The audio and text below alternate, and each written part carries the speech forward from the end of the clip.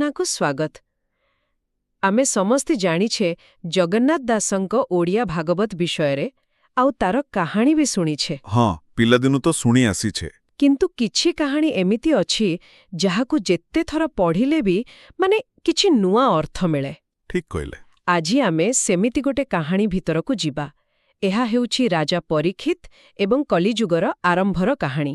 ଆଉ କେବଳ କାହାଣୀ ନୁହେଁ, ଏହା ପଛର ଦର୍ଶନ ତା ବହୁତ ଗଭୀର। ଆମ ପାଖରେ ଏହାର 16 ଅଧ୍ୟାୟର ମୂଳ ପାଠ ଅଛି। ତେବେ ଆମର ଉଦ୍ଦେଶ୍ୟ କେବଳ କାହାଣୀଟିକୁ ଦୋହରାଇବା ନୁହେଁ। ନା ନା, ବିଲକୁଲ ନୁହେଁ। ବରଂ ଏହା ଭିତରେ ଯେଉଁ ସାଙ୍କେତିକ ଅର୍ଥ ଲୁଚି ରହିଛି ତାକୁ ଖୋଜି ବାହାର କରିବା। ଆଉ ଏହି କାହାଣୀର ଆରମ୍ଭ ହିଁ ବଡ଼ ଆଶ୍ଚର୍ଯ୍ୟଜନକ। ଗୋଟେ ରାସ୍ତାକଡ଼ ସାଧାରଣ ଦୃଶ୍ୟ। ହଁ, ଯାହା ପରେ ଏକ ବ୍ରହ୍ମାଣ୍ଡୀୟ ନାଟକରେ ପରିଣତ ହୋଇଯାଉଛି। ଚାଲନ୍ତୁ ଦେଖିବା ଏହା ଆଜିର ସମୟ ପାଇଁ କେତେ ପ୍ରାସଙ୍ଗିକ। ଆଉ ଏଥିରେ ଯେଉଁ ଚରିତ୍ରମାନେ ଅଛନ୍ତି, ଗୋଟେ ପଟେ ଆଦର୍ଶ ଶାସକ ରାଜା ପରୀକ୍ଷିତ, ଆଉ ଅନ୍ୟପଟେ ହେଉଛି କଳି। ସେ ଏକ ଦୁଷ୍ଟ ଶକ୍ତି, କିନ୍ତୁ ଆସୁଛି କେମିତି? ରାଜବେଶରେ। ଆଚ୍ଛା, ଏଥିପାଇଁ ତ ମୁଁ କହୁଥିଲି, ଏହା କେବଳ ପୌରାଣିକ କାହାଣୀ ନୁହେଁ, ଏହା ଶାସନ, ନ୍ୟାୟ ଏସବୁ ଉପରେ ଏକ ଗଭୀର ଆଲୋଚନା। ତେବେ ଚାଲନ୍ତୁ ଆରମ୍ଭ କରିବା ମୁଖ୍ୟ ଚରିତ୍ର ରାଜା ପରୀକ୍ଷିତଙ୍କଠାରୁ। ସେ କିଏ ଥିଲେ? ଭାଗବତ ଅନୁସାରେ ସେ ଥିଲେ ଅଭିମନ୍ୟୁଙ୍କ ପୁତ୍ର। ମାନେ ମହାବୀର ଅର୍ଜୁନଙ୍କ ନାତି। ଏହି ବଂଶ ପରିଚୟ ହିଁ ବହୁତ କିଛି କହିଦେଉଛି, ନୁହେଁ କି? ନିଶ୍ଚୟ। ପାଣ୍ଡବମାନେ ଧର୍ମ ପାଇଁ ଲଢ଼ିଥିଲେ, ତେଣୁ ତାଙ୍କ ଉତ୍ତରାଧିକାରୀ ଭାବେ ଧର୍ମର ରକ୍ଷା କରିବା ତାଙ୍କର, କହିବାକୁ ଗଲେ, ସହଜାତ କର୍ତ୍ତବ୍ୟ ଥିଲା। ଠିକ୍। ଭାଗବତରେ ତାଙ୍କୁ କୁହାଯାଇଛି ତେଜ ବିକ୍ରମେ ପରୀକ୍ଷିତ। ସେ କେବଳ ଶକ୍ତିଶାଳୀ ନଥିଲେ, ଜଣେ ଧାର୍ମିକ ରାଜା ମଧ୍ୟ ଥିଲେ। ହଁ, ଆଉ ତାଙ୍କ ଶାସନ କାଳରେ ସେ ଗଙ୍ଗା କୂଳରେ 3ଟି ଅଶ୍ୱମେଧ ଯଜ୍ଞ କରିଥିଲେ ବୋଲି ଲେଖାଅଛି। ହଁ, ଏ ଅଶ୍ୱମେଧ ଯଜ୍ଞ କଥାଟା ଆମେ ବହୁତ ଶୁଣୁ। ଏହାର ପ୍ରକୃତ ଅର୍ଥ କ'ଣ? ଦେଖନ୍ତୁ, ସରଳ ଭାଷାରେ କହିଲେ ଏହା ହେଉଛି ଜଣେ ସମ୍ରାଟଙ୍କର ସାର୍ବଭୌମତ୍ୱର ପ୍ରତୀକ। ଆଚ୍ଛା। ଏହି ଯଜ୍ଞ କରି ସେ ପ୍ରମାଣିତ କରୁଥିଲେ ଯେ ତାଙ୍କୁ ଚ୍ୟାଲେଞ୍ଜ କରିବାକୁ କେହି ନାହାନ୍ତି। ଏହାପରେ ସେ ଦିଗ୍ବିଜୟରେ ବାହାରିଥିଲେ, ମାନେ ସବୁ ଦିଗରେ ନିଜର ଶାସନ ସୁଦୃଢ଼ କରିବା ପାଇଁ।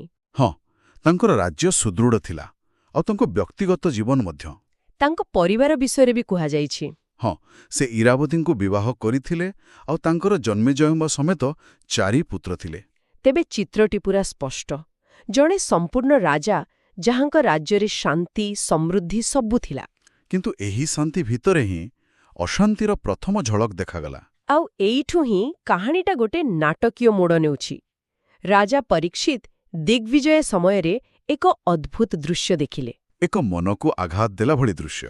ସେ ଦେଖିଲେ ଜଣେ ଶୂଦ୍ର, ଯିଏକି ରାଜାଙ୍କ ପରି ପୋଷାକ ପିନ୍ଧିଛି, ସେ ଗୋଟିଏ ଗାଈ ଆଉ ବଳଦକୁ ବହୁତ ନିର୍ଦ୍ଦୟ ଭାବେ ପିଟୁଛି। ଏହି ଦୃଶ୍ୟର ପ୍ରତ୍ୟେକଟି ଅଂଶର ଗୋଟେ ଗୋଟେ ଗଭୀର ଅର୍ଥ ଅଛି। ଏହାକୁ ସାଧାରଣ ଭାବେ ଦେଖିଲେ ହେବନି। କେମିତି? ଦେଖନ୍ତୁ, ଜଣେ ଶୂଦ୍ର ରାଜବେଶରେ, ଏହାର ମାନେ କ'ଣ? ଏହା ହେଉଛି ସାମାଜିକ ଶୃଙ୍ଖଳାର ବିପର୍ଯ୍ୟୟ। ଓହୋ।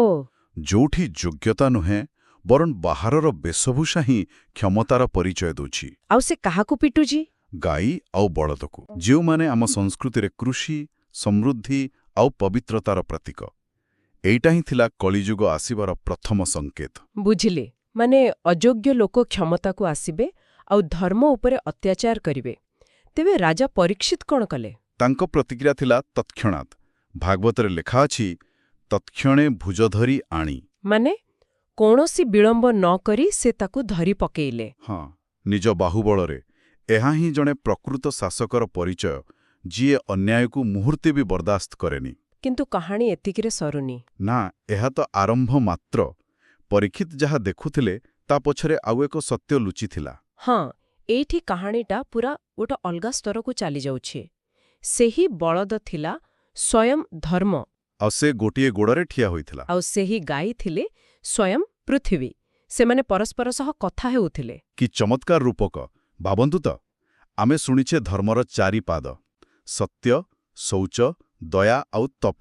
ହଁ, ସତ୍ୟଯୁଗରେ ଧର୍ମ 4 ପାଦରେ ଠିଆ ହୋଇଥିଲା, କିନ୍ତୁ ଧୀରେ ଧୀରେ ଗୋଟେ ପରେ ଗୋଟେ ପାଦ କଟିଗଲା।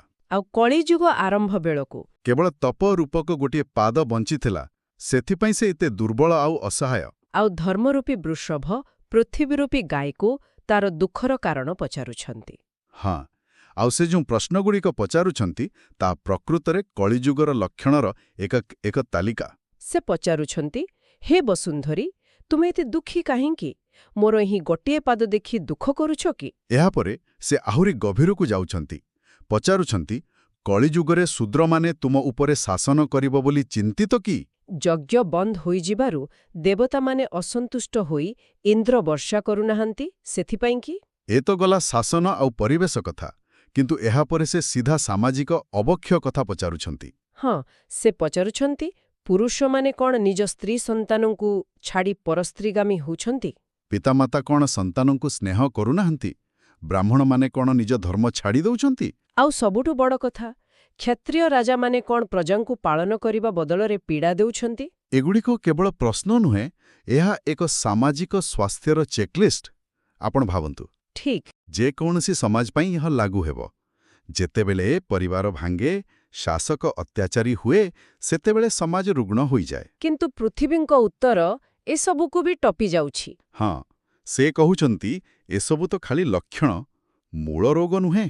ତାଙ୍କର ଦୁଃଖର ପ୍ରକୃତ କାରଣ ହେଉଛି ଭଗବାନ ଶ୍ରୀକୃଷ୍ଣଙ୍କର ଏ ଧରାପୃଷ୍ଠରୁ ବିଦାୟ। ଏହା ହିଁ ପୁରା କାହାଣୀର ଆତ୍ମା।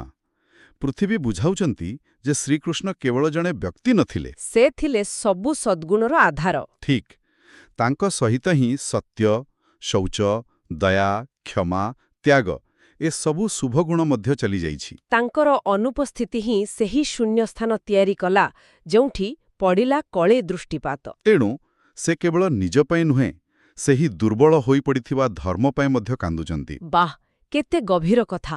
ଆଉ ଏବେ କାହାଣୀର ଦୁଇଟି ସୂତା ଏକାଠି ମିଶୁଛି। ହଁ, ଯେତେବେଳେ ସରସ୍ୱତୀ ନଦୀ କୂଳରେ ଧର୍ମ ଓ ପୃଥିବୀ କଥା ହେଉଥିଲେ, ଠିକ୍ ସେହି ସମୟରେ ରାଜା ପରୀକ୍ଷିତ ସେଠାରେ ପହଞ୍ଚିଗଲେ। ଆଉ ସେ ଯାହା ଦେଖିଲେ ତାହା ଅତ୍ୟନ୍ତ ହୃଦୟବିଦାରକ। ସେହି ରାଜବେଶୀ ଶୂଦ୍ର ବୃଷଭଟିକୁ ବାରମ୍ବାର ପିଟୁଛି। ଜଗନ୍ନାଥ ଦାସଙ୍କର ବର୍ଣ୍ଣନା ତ ଅତ୍ୟନ୍ତ ବାସ୍ତବ। ହଁ, ସେ ଲେଖିଛନ୍ତି, ବୃଷଭଟି ଭୟରେ ଥରୁଛି, ଆଖିରୁ ଲୁହ ଝରାଉଛି, ଏପରିକି ଭୟରେ ମଳମୂତ୍ର ତ୍ୟାଗ କରୁଛି। ମାନେ ଏଠାରେ କେବଳ କୁହାଯାଉନି ଯେ ଧର୍ମ ଦୁର୍ବଳ ଥିଲା, ବରଂ ଧର୍ମର ସେହି ଭୟ ଆଉ ଅପମାନକୁ ଅନୁଭବ କରାଯାଉଛି। ବିଲକୁଲ। ଆଉ ପାଖରେ ଥିବା ଗାଈଟି ବାଛୁରୀହାରା ଗାଈ ପରି କାନ୍ଦୁଛି। ଏହି ଦୃଶ୍ୟ ଦେଖି ପରୀକ୍ଷିତ କ୍ରୋଧିତ ହେଲେ, କିନ୍ତୁ ସେ କ୍ରୋଧେଟେ ଅନ୍ଧ ହୋଇଯାଇନାହାନ୍ତି। ନା, ସେ ଜଣେ ବିଚାରବନ୍ତ ଶାସକ। ସେ ପ୍ରଥମେ ନ୍ୟାୟ ସ୍ଥାପନ କରିବାକୁ ଆଗେଇ ଆସୁଛନ୍ତି। ସେ ତୁରନ୍ତ ନିଜ ଧନୁ ଉଠାଇଲେ ଆଉ ମେଘ ଗର୍ଜନ ଭଳି ଗମ୍ଭୀର ସ୍ୱରରେ ସେହି ଦୁଷ୍ଟକୁ ପଚାରିଲେ, କହ, ତୁ କିଏ? ବେଶରେ ତ ରାଜା ପରି ଦିଶୁଛୁ, କିନ୍ତୁ କର୍ମରେ ଜଣେ ନକ ବା ଅଭିନେତା ପରି। ତାଙ୍କ ପ୍ରଶ୍ନରେ କେବଳ କ୍ରୋଧ ନାହିଁ, ଏକ ଗଭୀର ଦାୟିତ୍ୱବୋଧ ମଧ୍ୟ ଅଛି। ହଁ, ଆଉ ସେ ଆହୁରି କହୁଛନ୍ତି, କ'ଣ ଭାବିଛୁ ଯେ କୃଷ୍ଣ ଓ ଅର୍ଜୁନ ଚାଲିଯିବା ପରେ ଏ ଅରକ୍ଷିତମାନଙ୍କୁ ମାରିବାକୁ କେହି ନାହାନ୍ତି? ଏହି ଗୋଟିଏ ବାକ୍ୟରେ ସେ ନିଜକୁ କୃଷ୍ଣ ଓ ଅର୍ଜୁନଙ୍କର ଉତ୍ତରାଧିକାରୀ ଭାବରେ ସ୍ଥାପିତ କରୁଛନ୍ତି। ଏହାପରେ ସେ ବୁଲିପଡ଼ି ସେହି ବୃଷଭ ଓ ଗାଈକୁ ଆଶ୍ୱାସନା ଦେଉଛନ୍ତି। ଏହି ଅଂଶଟି ବହୁତ ମାର୍ମିକ। ସେ ବୃଷଭକୁ ପଚାରୁଛନ୍ତି, ହେ ବୃଷଭ, ତୁମର ବାକି 3ଟି ପାଦ କୁଆଡ଼େ ଗଲା? ଭୟ କର ନାହିଁ। ମୋ ରାଜ୍ୟରେ ମୋ ବ୍ୟତୀତ ଆଉ କେହି ଦୁଃଖରେ କାନ୍ଦିବା ଉଚିତ ନୁହେଁ। କି ବଡ଼ କଥା! ଆଉ ଗାଈକୁ ସେ ମାତା ବୋଲି ସମ୍ବୋଧନ କରୁଛନ୍ତି। ହେ ମାତା, ଆଉ କାନ୍ଦ ନାହିଁ, ମୁଁ ଏ ଦୁଷ୍ଟକୁ ଦଣ୍ଡ ଦେବି। ଏହାପରେ ସେ ରାଜଧର୍ମର ସାର କଥାଟି କହୁଛନ୍ତି, ଯାହା ପ୍ରତ୍ୟେକ ଶାସକ ପାଇଁ ଶିକ୍ଷଣୀୟ। କ'ଣ କହୁଛନ୍ତି ସେ?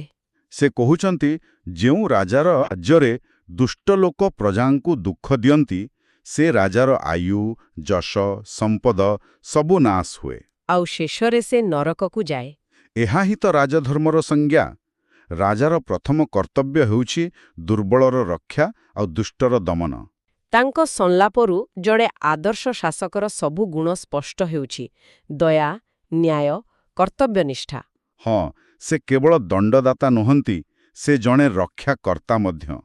ତେବେ ଏହି ସମ୍ପୂର୍ଣ୍ଣ ଆଲୋଚନାରୁ ଗୋଟେ ବଡ଼ ଚିତ୍ର ସାମ୍ନାକୁ ଆସୁଛି। ହଁ, କାହାଣୀଟି ବୁଝାଉଛି ଯେ ଯେତେବେଳେ ସମାଜରୁ ଦିବ୍ୟ ଚେତନା ଶ୍ରୀକୃଷ୍ଣ ଦୂରେଇ ଯାଆନ୍ତି, ସେତେବେଳେ ନୈତିକ ମୂଲ୍ୟବୋଧ ଧର୍ମ ଦୁର୍ବଳ ହୋଇଯାଏ। ଆଉ ସେହି ଦୁର୍ବଳତାର ସୁଯୋଗ ନେଇ ଅଧର୍ମ କଳି ମୁଣ୍ଡ ଟେକେ। ଆଉ ସେ ପ୍ରାୟତଃ କ୍ଷମତାର ମୁଖା ପିନ୍ଧି ହିଁ ଆସେ। ଏବଂ ଏଭଳି ପରିସ୍ଥିତିରେ କେବଳ ଜଣେ ସଚେତନ, ସାହସୀ ଆଉ ନ୍ୟାୟପରାୟଣ ନେତା ହିଁ ସେହି ଅବକ୍ଷୟକୁ ରୋକିପାରେ। ଠିକ୍ ଯେମିତି ରାଜା ପରୀକ୍ଷିତ କଲେ, ସେ କେବଳ ରାଜ୍ୟର ସୀମାକୁ ନୁହେଁ, ସମାଜର ନୈତିକ ମେରୁଦଣ୍ଡକୁ ବି ସୁରକ୍ଷା ଦେଉଛନ୍ତି। ସେ ଧର୍ମର ପ୍ରହରୀ ସାଜିଛନ୍ତି। ଏହା ଏକ ଶାଶ୍ୱତ ଦ୍ୱନ୍ଦ୍ୱ। ଗୋଟେ ପଟେ ଅବକ୍ଷୟର ଶକ୍ତି, ଅନ୍ୟପଟେ ସଂରକ୍ଷଣର ଦାୟିତ୍ୱ। ତେବେ ଆଜିର ଏହି ଆଲୋଚନା ଶେଷରେ ଆମ ଶ୍ରୋତାଙ୍କ ପାଇଁ ଏକ ଚିନ୍ତନୀୟ ପ୍ରଶ୍ନ ଛାଡ଼ିଯାଉଛୁ। ନିଶ୍ଚୟ। ଏହି କାହାଣୀ ଦର୍ଶାଉଛି ଯେ ସାମାଜିକ ଅବକ୍ଷୟ ବିରୁଦ୍ଧରେ ଜଣେ ସକ୍ରିୟ ଶାସକ ହିଁ ସୁରକ୍ଷା କବଚ। କିନ୍ତୁ ଯେତେବେଳେ ଧର୍ମ ବା ମୂଲ୍ୟବୋଧର କ୍ଷୟ ହେଉଥାଏ, ସେତେବେଳେ ଆଧୁନିକ ନେତୃତ୍ୱର ପ୍ରକୃତ ଦାୟିତ୍ୱ କ'ଣ ହେବା ଉଚିତ? ଆଉ ଯେତେବେଳେ କଳି ପରି ଏକ ଅମୂର୍ତ୍ତ ଶକ୍ତି ଆମ ସମାଜରେ ରାଜନୀତି, ବ୍ୟବସାୟ ବା ସମ୍ପର୍କର ଛଦ୍ମବେଶରେ ଆସେ, ସେତେବେଳେ ଜଣେ ସାଧାରଣ ନାଗରିକ ଭାବରେ ଆମେ ତାର ମୁକାବିଲା କିପରି କରିବା?